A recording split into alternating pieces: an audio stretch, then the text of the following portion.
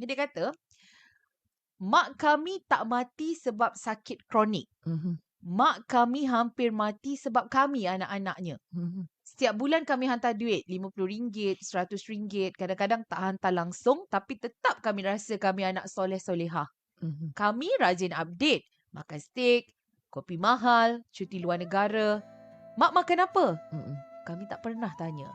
Bukan sebab tak sayang, tapi selalunya sebab terlalu selesa. Kami ingat kalau mak diam, mak okey. Kalau mak senyum, mak cukup. Hakikatnya apa? Hakikatnya, senyum mak sebab tak nak menyusahkan.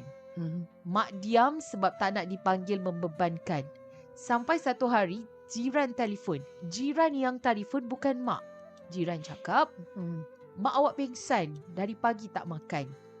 Bila kami sampai rumah mak, peti ais kosong, dapur sunyi, periuk berair. Mak masih sempat cakap, mak tak apa, kamu semua jangan gaduh sebab mak. Walaupun masa tu mak sedang kelaparan.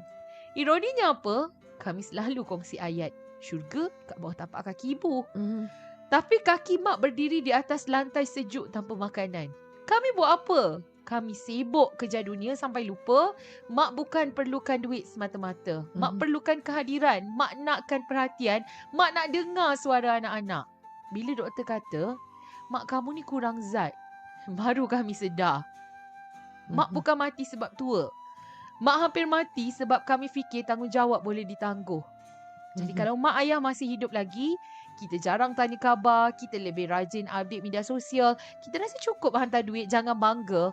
Kita mungkin anak yang lalai, bukan anak yang sibuk. Orang tua tak minta sebab mereka sayang. Tapi, bila mereka pergi, penyesalan tak boleh dihantar melalui bank.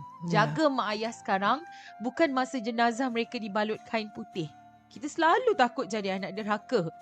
Tapi kita jarang sedar, lalai pun satu bentuk derhaka.